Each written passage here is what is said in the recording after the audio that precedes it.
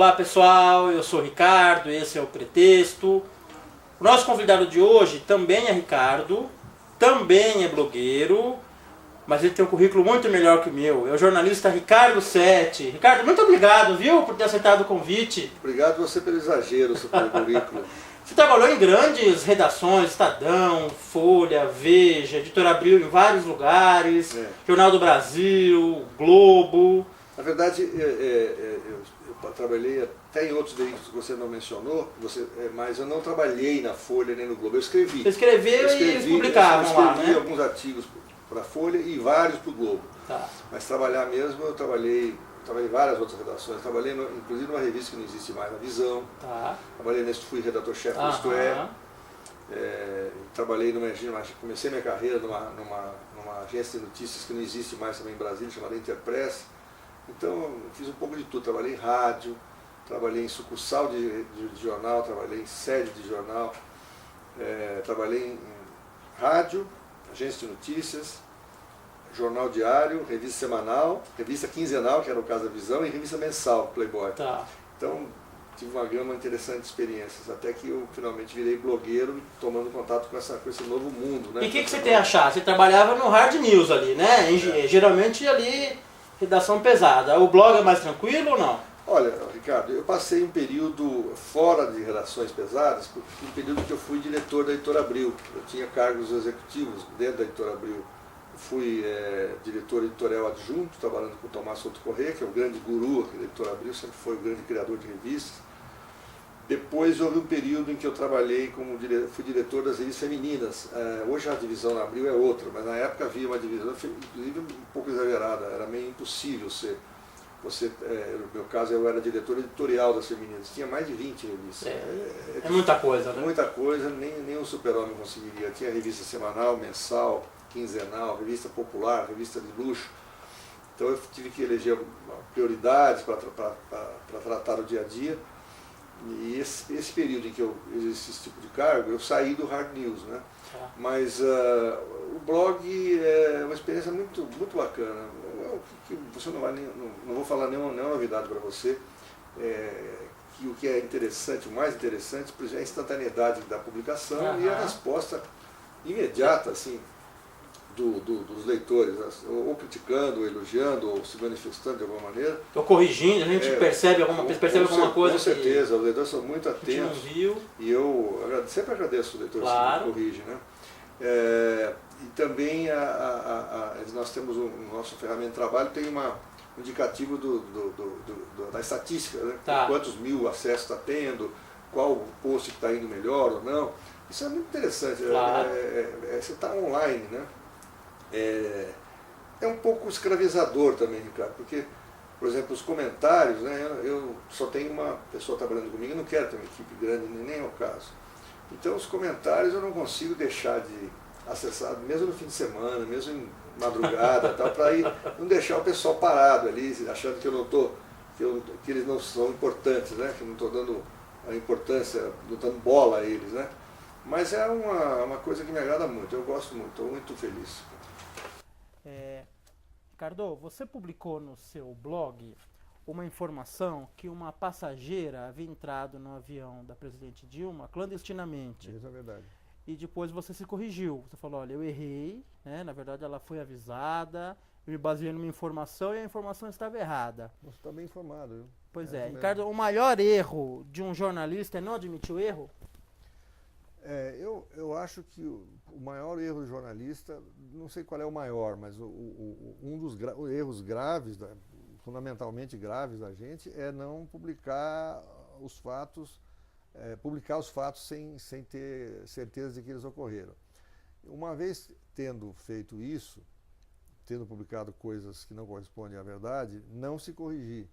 Eu acho gravíssimo, acho que é obrigação mínima elementar e assim mesmo fico preocupado porque alguns danos já foram causados com essa informação.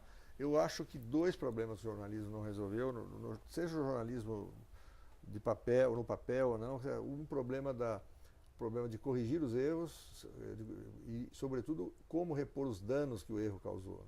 Isso não está resolvido em lugar nenhum no mundo. Às vezes o erro é manchete e a correção é uma notinha, né? Exatamente, em geral. Eu acho que na internet está melhorando um pouco. Me lembro que e há algumas exceções. Ricardo Noblat, uma vez, quando era diretor do Correio Brasiliense, publicou em manchete um erro que eles tinham cometido, retificando um erro que o jornal tinha cometido na véspera ou pouco antes. Eu não me lembro qual era o fato, mas me marcou muito essa coragem do Ricardo Noblat. Mas é raro. É raro. Por isso que você lembra. Então, é raro, por isso que eu lembro. É. Então, outra coisa que eu acho que não resolvemos é como fazer com as suítes. Os assuntos importantes que a gente traz para o leitor, desperta interesse, às vezes a fúria do leitor e depois não dá sequência. Porque é impossível, são milhares de fatos todo dia, como você sempre tem novidade, né? Então você teria que ter algum mecanismo de voltar esse assunto com alguma frequência para o leitor saber. Bom, mas você está falando de erro. No caso do específico desse post, aconteceu uma coisa que me deixou muito mal impressionado. Muito mal impressionado. Depois tem um outro, porque é uma foto manipulada. Da Rosemary. Então, nesse caso, foi menos grave o que aconteceu com o blog do que com esse outro caso da Rosemary. Vou recapitular como foi. Eu publiquei um post criticando o comandante do avião presidencial por ter deixado uma passageira clandestina aí na viagem que a presidente Dilma faria para tirar uns dias de férias no Nordeste. Era num período de Carnaval ou Semana Santa, não estou recordado ao certo. E aí comecei a receber comentários, vários tipos, e vi que alguns comentários se referiam ao Coronel Lira, que era o comandante do avião, o Coronel Aviador Lira, que é comandante do avião presidencial. Percebi que era gente que conhecia ou que trabalhava com ele, pelo jeito, pelo tom. Falei, esse pessoal deve trabalhar na base aérea de Brasília. Comecei a ficar preocupado. O Coronel Lira é uma pessoa correta, ele não sei o quê. Tarará. Até que um dos leitores que escreveu isso, eu respondi dizendo, você poderia me arranjar o e-mail do Coronel Lira? E ele me mandou como comentário, não publiquei. Tá, claro. E eu entrei em contato com o Coronel Lira. Falei, Coronel Lira, eu sou fulano de tal, assim. Eu publiquei no post, um post, mandei o link, um post dizendo isso, criticando o senhor por isso.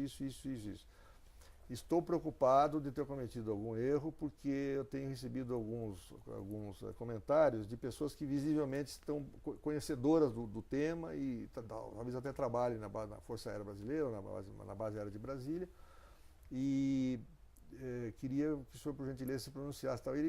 Ele respondeu assim com uma gratidão, como se eu tivesse feito Na verdade, eu acho que fiz uma obrigação, não fiz demagogia nenhuma, fiz uma obrigação, estava preocupado mesmo. Me respondeu agradecendo, eu estou comovido, falou que a família dele tinha ficado chateada, que ele tinha ficado chateado, mas que... Aí eu falei para o Zé Coronel, então o senhor me conta o que aconteceu, eu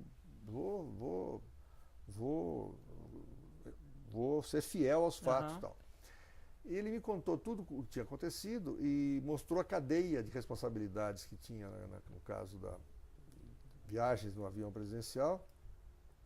E aí eu publiquei um post pedindo desculpas a ele, a passageira, a FAB, ao governo e aos leitores, porque eu tinha errado e contei a história verdadeira.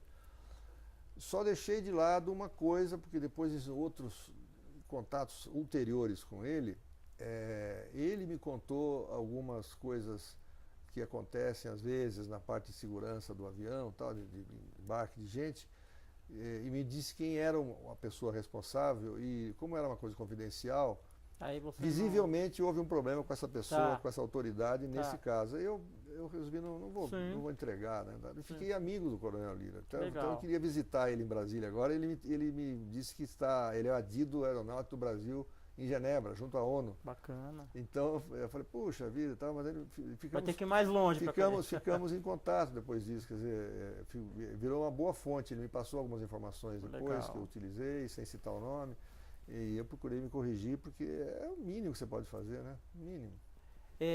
Vamos falar agora de outra revista da qual você foi responsável há algum tempo, a Playboy.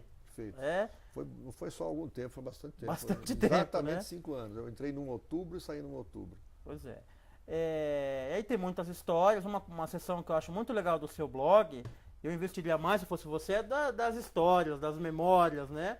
E você conta lá algumas histórias da Playboy, especificamente. Queria que você contasse uma, quando você quase conseguiu convencer a filha do Fidel Castro a ser capa da Playboy. Como é que é essa história, Ricardo? Essa história é uma história um pouco longa, mas eu vou tentar resumir. Tá bom. Eu tinha... Quando aconteceu a saída dela de Cuba, eu vi nos jornais e eu vi que ela era uma mulher bonita. Aham. E decidi... Eu estava poucos meses em Playboy. Falei, precisamos fazer pelo menos precisamos fazer um perfil dessa mulher, Tá. contar a história dela. E ela estava morando nos Estados Unidos. Eu não sabia direito aonde e tal, mas eu chamei Humberto Werneck, que era o redator-chefe, belíssimo jornalista. Sim. Aliás, que time aquele da Playboy, né? O time era sensacional. Não dava para ter... Era uma seleção, não dava né? para errar muito ali com aquele ali. time, né?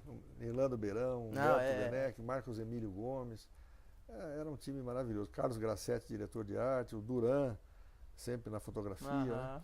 Mas aí eu pedi para o Werneck fazer o perfil, pesquisar. Ele pesquisou bastante sobre ela e falou: ela está morando numa cidadezinha no estado da Geórgia, nos Estados Unidos, e vou entrar em contato, vou procurar chegar. O Werneck tinha estado várias vezes em Cuba, tinha suas conexões e conseguiu entrar em contato com ela e marcou a visita a ela, as conversas e tal. Aí eu pedi para ela: Werneck, não é a tua obrigação, mas eu vou pedir para você fazer uma gentileza. Você vai, quando tudo tiver terminado, para ela não ficar brava e não querer...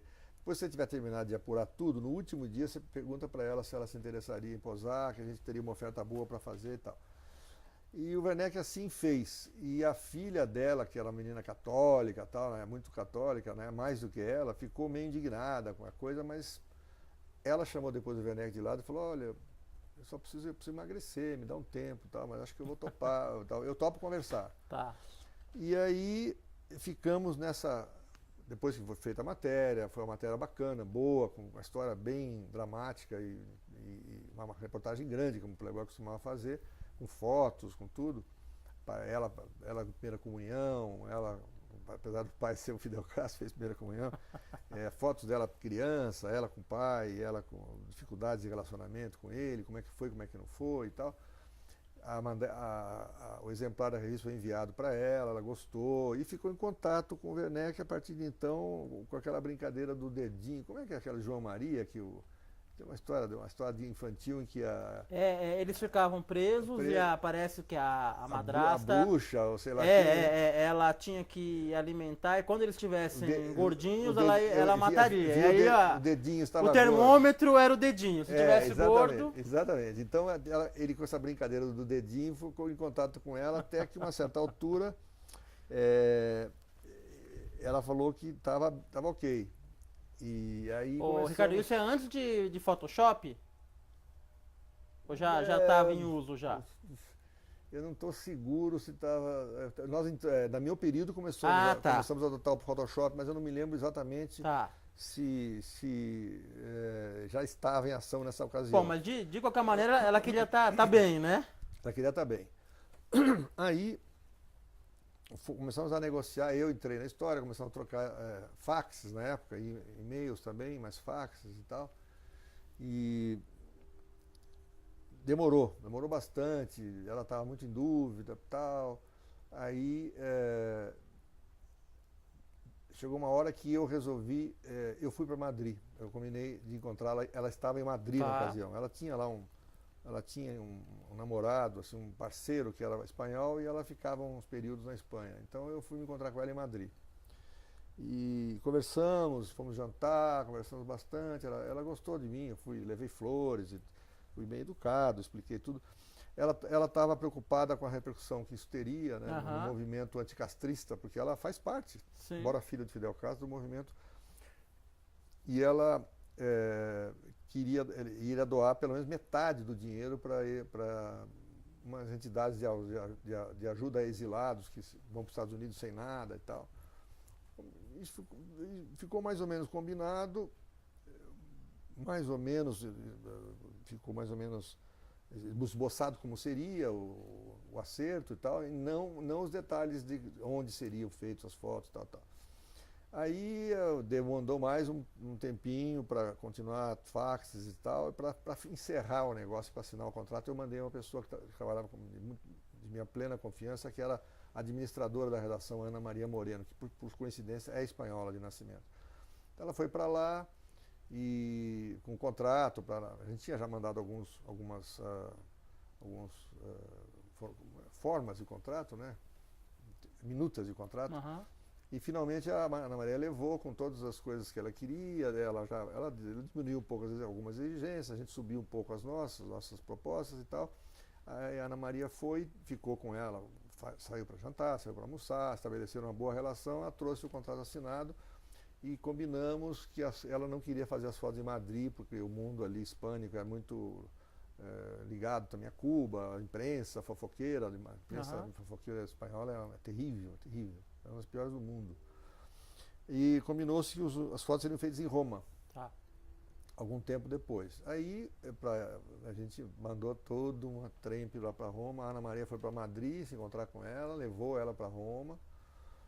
E lá, Roma foi o Duran, foi a Ariane Carneiro, que era editora de fotografia, cabeleireiro, maquiador, foi assistente do Duran, foi um monte de gente para Roma. E as fotos foram feitas num hotel luxuoso de Roma, acho que é o Excelsior. Tudo isso com custo. Imagino, né? Pessoas viajam de primeira classe, né? As moças que pousavam para Playboy, quando eram mais estrelas assim, viajavam de primeira classe. E, enfim, aí. E ela estava disposta, mas ela estava muito constrangida com a história. Ela não se sentia à vontade. Então o Duran tem muita experiência, põe música, oferece um vinho branco de boa qualidade, vai conversando. E o Duran fez o trabalho, mas ela estava muito tensa, estava muito... E trabalharam acho que 2 ou 3 dias nesse hotel, e depois jantavam juntos e tal, criou-se um clima de confiança mútua ali, né? Uhum. E daí ela voltou para Madrid, veio aqui para o Brasil. Quando eu fui ver as fotos com o Carlos Grassetti, diretor de arte, eu achei que ela estava muito triste nas fotos. Uhum. Não tinha uma foto dela sorrindo, não tinha aquela ideia da mulher que está prazerosamente mostrando sua beleza e tal, né? Ela estava quase sombria nas fotos. Por mais que o Duran seja um craque fantástico, né? Um dos maiores nesse aspecto, nesse particular em matéria de mulheres despidas e moda, é um dos melhores do mundo. Realmente não teve jeito. Ela estava tristonha, as fotos ficaram muito boas. Olha, não precisava de Photoshop, porque ela numa cama com um lençol, um hotel muito bonito, assim, com decoração talvez dos anos 50, mas muito, não decadente, hotel muito bonito. E sempre as coisas meio tons, assim, joias bonitas, maquiagem perfeita e tal. Ela mostrava o corpo, mas não da maneira que uma menina de 20 anos, ela tinha, na altura, ela tinha uns 37, se não me engano. E ela também fez um pouco de academia, de ginásio e tal. Não era uma pessoa, ela tinha sido modelo em Cuba em tempos idos, né? Não é uma pessoa do meio artístico que está sempre em forma e tal. Então ela se pôs mais em forma, mas ela era uma mulher como a maior parte das mulheres são, normal, né? Mas as fotos nesse aspecto ficaram boas. O problema era o rosto dela. Ela estava tristonha, tá? Aí fica aquele sofrimento, como é que eu faço? Fiquei pensando e tal. Pensando, e falei para o Grassetti, olha, eu estou achando que não dá. Puxa. O nosso leitor vai, sei lá, vem a filha do Fidel Castro, barulhão que vai fazer no mundo inteiro e tal. Mundo todo. E aí as fotos, ela está macambúzia, constrangida, eu achei isso. Aí pedi para o Duran ir na redação, pusemos todas as fotos melhores que ele já tinha pré-selecionado, umas 40, 50 sempre, na mesa de luz, conversando, ele acabou concordando comigo. Realmente, tal. Aí eu respirei fundo para dizer para a empresa que a gente não ia publicar, e não apenas aquele dinheirão todo gasto. Cachê dela. O Duran, a viagem, tudo, a produção, hotel, tudo. Como eu tinha que pagar uma multa para rescindir o contrato. Eu agora não me recordo, sinceramente eu precisaria consultar meus dados, mas eu não me recordo se foi necessário pagar o cachê inteiro ou se o contrato previa uma multa grande, que era o caso, para não publicação. Eu acho que pelo que eu li no seu blog, foi uma multa.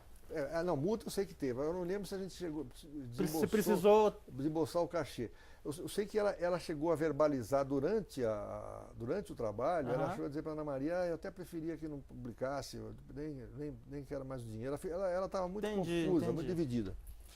E aí foi assim, eu acabei resolvendo não publicar, e meus superiores na Abril ficaram meio assim, mas aceitaram o meu veredito, né? E para evitar vazamentos, que já tinha acontecido, já tinha começado a vazar coisas para a internet, né? Claro. No período já tinha havido uma pessoa que foi demitida da Abril, que vazou para a internet umas fotos da tiazinha, alguns meses antes. E para evitar qualquer problema, eu peguei todos os originais e eu me encarreguei de destruir. Não deixei a cargo de ninguém. Levei para minha casa e eu não tinha, por alguma razão, não tinha aquele destruidor de papel. Triturador. Não tinha triturador em casa e cortei com tesoura uma a uma. Puxa, os cromos, que eram mais de 100 ou 200. Não tem nenhum para contar a história? Não deixei nenhum para contar a história, para evitar problemas futuros, né? Processos contra a Abril e tal, contra mim. E o problema é o seguinte, Ricardo, é que depois de uns 2 anos eu pensei bem e me arrependi, viu? Eu me arrependi, porque teria sido uma bomba tão grande, as pessoas não iam nem reparar no rosto dela. Depois que eu li essa matéria, Ricardo, eu fiquei pensando, mas será que as outras riem? Porque eu nunca tinha observado no rosto. Elas estão sempre com ar feliz, né? Claro, mas sim. Mas realmente foi um excesso. Eu segui o manual da Playboy, assim, do que eu aprendi na revista, né? Eu já tinha trabalhado lá anteriormente. Seguia o pé da letra, assim, sabe? Então você foi um gentleman. Você foi um gentleman. Não sei. Não ficou à vontade. Eu acho que eu me arrependo. Hoje você teria feito diferente. Teria feito e teria sido um negócio que o mundo inteiro ia comentar. Sem dúvida, sem dúvida. A próxima você vai escolher, tá? São 3 perguntas. Pergunta memorial, pergunta da capa e pergunta guardada. Escolhe uma das 3. Memorial. Memorial. Ricardo 7. Como você gostaria de ser lembrado?